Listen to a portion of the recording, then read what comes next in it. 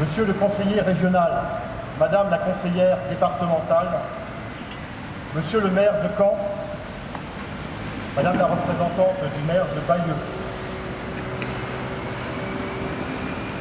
mon colonel, commandant, mon capitaine, Monsieur le directeur, Madame et Messieurs les porte-drapeaux, Mesdames et Messieurs les présidents des associations mémorielles et d'anciens combattants et victimes de guerre,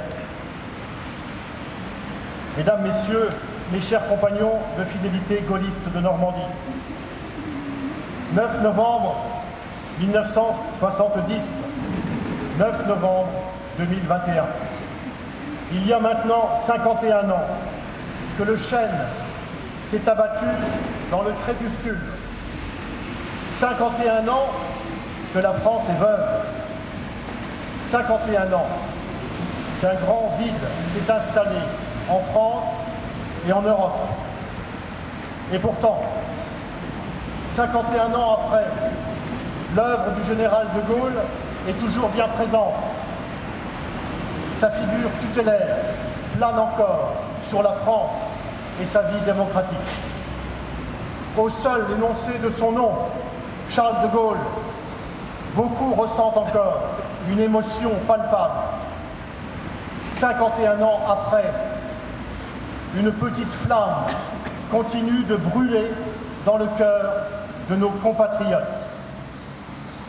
Comme le disait Edmond Michelet, de Gaulle, c'est l'homme d'avant-hier et c'est l'homme d'après-demain.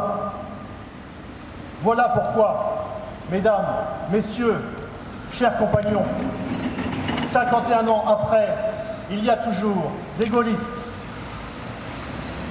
À l'annonce de son décès, le 10 novembre 1970, partout en France, partout dans le monde, ce fut le choc, la stupeur, suivi d'un immense chagrin.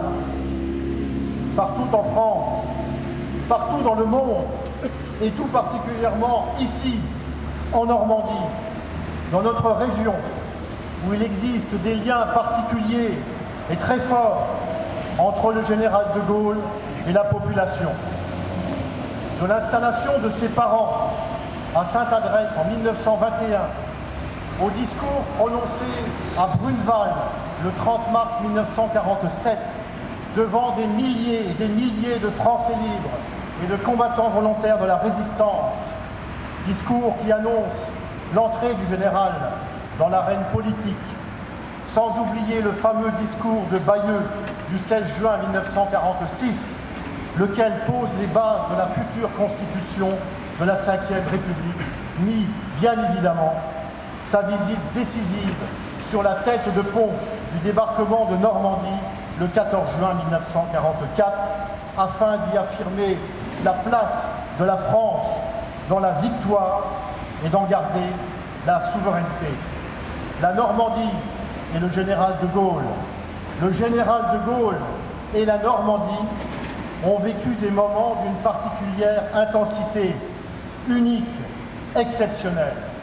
La Normandie, c'est le pays qui lui a rendu la France, comme le dira plus tard Maurice Schumann, porte-parole de la France libre, qui repose aujourd'hui en terre normande dans le petit cimetière d'Annel, qu'il avait foulé, havresac au dos et fusil à la main, un certain 6 juin 1944. C'est un autre Normand d'adoption, aujourd'hui inhumé à Ville, Marc Jacquet, gaulliste de la première heure, fondateur du réseau Hector, ancien ministre du général de Gaulle, président du groupe UDR à l'Assemblée nationale, qui apprend le décès du général à ses compagnons du groupe parlementaire gaulliste. Mes enfants, le père est mort. Le poids de ce très grand homme dans nos comportements, dans notre moralité, n'est pas près de s'effacer. Comme beaucoup de Français reconnaissants, nous resterons à jamais farouchement fidèles au souvenir du général de Gaulle. Dans le Calvados, Raymond Triboulet, premier sous-préfet de la France libérée, ancien ministre, député du Bessin, et président d'honneur de notre comité fidélité gaulliste de Normandie, déclare très ému: « Je ne puis exprimer qu'un immense chagrin. Il y a 30 ans, le général nous a tirés du désespoir. Depuis, il a été pour nous l'honneur et l'espoir de la France. Toute ma vie politique fut éclairée par cette fidélité et je le rappelle avec déchirement par cette amitié. Car qui peut dire la délicatesse et la force de l'affection que témoignait le général de Gaulle à ses compagnons. Parmi tous les témoignages anonymes inscrits sur le registre de condoléances ouvert à la préfecture du Calvados, une femme écrit avec toute sa reconnaissance, une jeune maman qui n'oubliera pas d'enseigner à ses enfants la grandeur de l'homme le plus exceptionnel de France. Plus loin, un homme ajoute: Dieu vous garde et garde la France, puisque vous n'êtes plus là, mon général, pour le faire.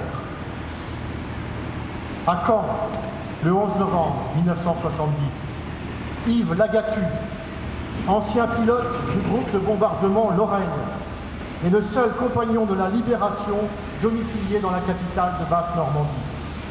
Il déclare: « Pour nous, compagnons, De Gaulle, c'est tout. De Gaulle, c'est la France. » Puis, il prend congé de sa famille et de son activité professionnelle de représentant en bijouterie. Il saute dans sa DS Citroën et part rejoindre sans délai Colombey les deux églises et les autres compagnons de la Libération, parmi lesquels figure Jacques Hébert, natif de Falaise, alors maire gaulliste, député maire de Cherbourg. Toujours à Caen, le 12 novembre, au moment où la dépouille du général de Gaulle franchit le porche de l'humble église du petit village de la Haute-Marne, les cloches sonnent le glas à l'unisson des 50 000 autres cloches de France. Plus d'1 millier de personnes sont rassemblées autour du préfet et des autorités départementales réunies place Foch pour observer 5 minutes de silence. Interrogé par la presse, un ancien combattant canet, présent sur les rangs, déclare: « Dans les régiments, il faut un porte-drapeau, fier, courageux. De Gaulle, c'était ça. » Aujourd'hui, 9 novembre 2021, nous ne sommes pas 1 millier, mais nous avons toujours la foi chevillée au corps. Nous avons laissé nos foyers, nos activités pour nous rassembler autour de cette stèle et exprimer, au nom de nos concitoyens, notre profonde reconnaissance au général de Gaulle. Reconnaissance pour sa vaillance dans les combats de juin 40, notamment à Montcornet,